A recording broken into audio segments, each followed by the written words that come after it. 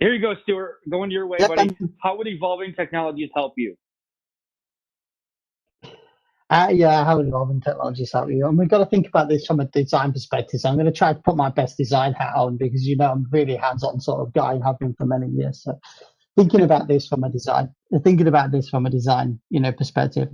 I think, from when you look at this from a design perspective, I always say this.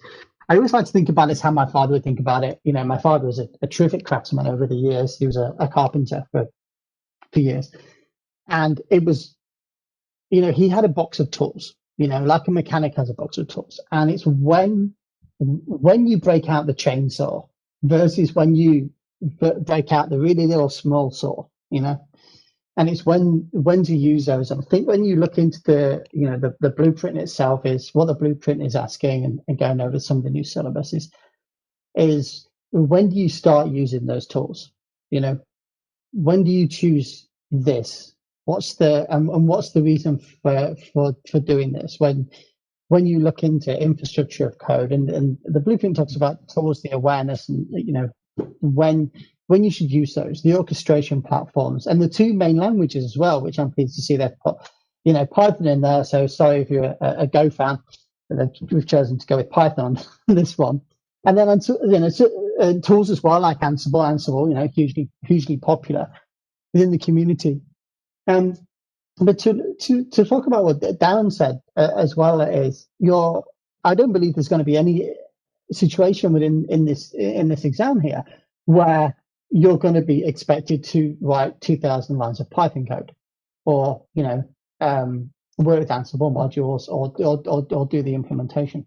But understanding where these key pieces fit in and how they can evolve your network, how they can evolve your design, and when you should start developing those use cases and how those use cases will then impact your business as a whole, not only from an uptime perspective, but a change perspective. So think about, when you're rolling out new services, how are they going to be orchestrated across the entire network? When there's, say, for example, a major sporting event on, and this is something that's perhaps bitten nearly every engineer out there, and certainly one that's bitten me 100 times over, is when, a major sporting event happens and you need to add more services in there. Now, this is common when we look at this within a perspective of how an SRE team can sort of scale out and scale back again on services, and we have to think about how the network can do that as well. How much capacity we have over transit links or within port bundles or something like that between devices, and it might not just be outward facing towards the service provider or something. It might be internal. Four port bundles going off to a firewall or something. Is that enough capacity? And then what happens if, like we said, a major sporting event happens, or there's something is going on internally within the network, and all of a sudden those 4 port bundles just aren't enough, and we're peaking at sort of like 85%. Across 40 gig or something, across how these technologies will actually fit in here, because jumping in there and doing that manual change might not be feasible. And so being able to automate this or have this done by automation, have our automation say, we're reaching capacity here, move this over here, swing this traffic over here, add another port into this bundle, bring in additional resources should we need them to be in here. This is what the evolving technologies will help us to do, because we're able then to spin up more services. We're able to be a lot more agile within our deployments. We're able to be able to push new services out. We're able to scale those back when we don't need them. We can deploy virtual firewalls more quickly. We can deploy virtual routers more quickly when we need them. And we can service, as Daren said, we can service the customers and the partners and teams within our own organization to provide them with the resources that the network needs, what their services needs, what the network is there to provide them. Because often I found, and certainly, from a number of years of, you design something, and then over a period of time, something grows and grows and grows. And then, before you know it, you're sat at that sort of the amber sort of line. You're not quite peaking, you're not like quite redlining it just yet. It's sat on the amber. And then, something just trips it slightly over and you need to get services out there, this is when the automation and how everything can work within in the favor of design to make that change for us, to validate that change so that services can just continue and everything should just be smooth sailing. Other teams have been doing this for many, many years, and this is a lesson that we've learned from those teams. I've learned so much from spending time with people in the DevOps world and the SREs of the world, but seeing how this now impacts our network, treating our infrastructure as code, moving away from that sort of the box by box, which I'm so used to for so many years, has kind of completely transformed the way that the industry works. And this evolving technologies now, which we sit on, is the future of how we then look to design all of this. One day in the near future, that kind of the old dusty switches will get replaced. That everything will get done. It will get changed into the place where all of the devices have an API, got that similar flow across everything. And this is the position we'll eventually get to. We will get to that smooth sailing area. It's interesting, Stuart. So maybe people would say this is maybe like the nirvana or the pure SDN, where the controller and all the intelligence will be out. But other people will argue that this may not happen. It will be more like a hybrid SDN, where you keep some intelligence in the network, but maybe access it through APIs. What do you believe? Oh, so the two thing between like you said, the controller base and the running scripts. I've been in both situations, both scenarios, and there's great vantage points for both. Nobody can. Sorry, that's a very bold statement to make. Let me retract that a little bit. Sorry, I really was going to put myself out on a limb there. Your shoe in your mouth, right? Your foot in your mouth, right there. Yep. Yeah, do you know, actually, just before I answer that, it's really funny because I was looking back at something that I said at Cisco Live in. I'm so lost on what year we're on now. I want to say 2018. It was one of the first external interviews I did, and it was for the wonderful David Bombal. And we didn't discuss the title of this, and David named it like pretty much do or die, with automation. Yeah. And that was really going out there then, sort of like 2 years ago, saying do or die. This is your time to learn network engineering or get out. Oh, sorry, don't learn automation or get out, kind of thing. And then that video kind of popped up into my feed recently, and I watched it, and I had a look over some of the comments on there, and someone had put, Stuart must be a futurist because this is how it actually did happen. Which is really funny. But maybe that statement was bold, but I won't be as bold on this statement, where talking about how we've seen the impact of SD-WAN, certainly, and understanding how that's now fitting into all of the pieces, and especially within the global pandemic that we've been in, how SD-WAN has been a huge driver for a lot of those things, and there's a great significance there of pushing everything out, controller based.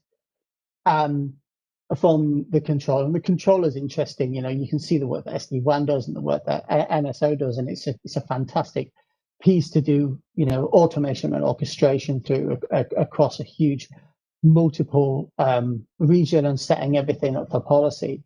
But then consuming the APIs, and I'm hopefully I'm going the right direction here when we talk about consuming APIs at perhaps device level, individual device level. Do you mean that sort of device, or do you mean APIs within the controller infrastructure? I think you've just raised something really important there, actually, because I think NSO is a really interesting case of actually accelerating what we've already done before, but also integrating it with what we can do going forward. And I think this comes back to one of the principles of the DE generally, right? And something I always talk to people about is that pragmatism is probably the most important thing you bring to a design process. The fact is, when you land in a network to do some design work in it, it's already there. There's already something there, and you have what you're doing is if you're building new, you have to integrate it with old, and if you're replacing something, you still need to migrate from the old to the new. So there's always, without question, a brownfield environment that you're working with, and that applies in automation and orchestration as well, because when it boils down to it, if you want to automate something, you need to know what it is. You need to know the ins and outs of it. You need to have all of the information available, and you have to be able to bring that data together to make the decisions, right? So this is where you end up with a scenario where you might have an SD-WAN and you might have, let's say, a software-defined data center, an ACI or an NSX, but you might have just a bog standard campus network like you've always had, and you might have, I don't know, internet connectivity through whatever means, through your bog standard firewall approaches. The problem is, if you want to deploy a service, you're going to have to deploy a service in all of those environments and touch all of those environments. And so, yes, you can orchestrate some of it through APIs, but some of it you're going to have to do through CLI or through screen scrape scripting or whatever. And then what you've got to do is piece all of that together in order to deploy it. So that's where something like NSO comes in, because you can orchestrate all of that stuff across all of those different domains. But the point is, it's not one controller for one thing. So you still need to understand how all of those bits interoperate and what you need to do in each of those environments in order to make them work together. So this is where design becomes really important.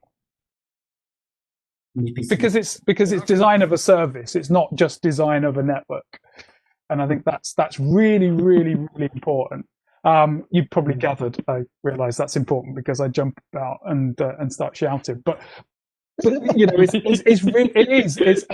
what from a network point of view, it's what I've always said to people when they talked about this is pragmatism, trade-offs. You need, these are the things that are most important, because you need. It's not just about saying, here's the validated design approach to do something. That's not enough. Because you need to understand what impact using that approach has on the rest of the network, and operationally, whether it's even supportable. It may be too complex to be even supportable by the people who need to support it. So this comes back to your business constraints, Zig, that you're always bringing up, right? It's that stuff. You know, you've got to think about the context. I mute him. There was a noise coming from Patrice. Okay. No worries. No, I was just going to say, in terms of actually, you know, programmability and those sorts of things, if you've not got the people to support that process, the people who understand it, the people who can support it, the people who can maintain it, you're leading yourself down the wrong path, because you're going to end up putting this stuff in, and then it will just sit there and no one will ever use it, because that person will leave and you'll not be able to maintain it and whatever, and you'll go back to doing things the way you were before. So all of that stuff is important, and so much of it is operational process.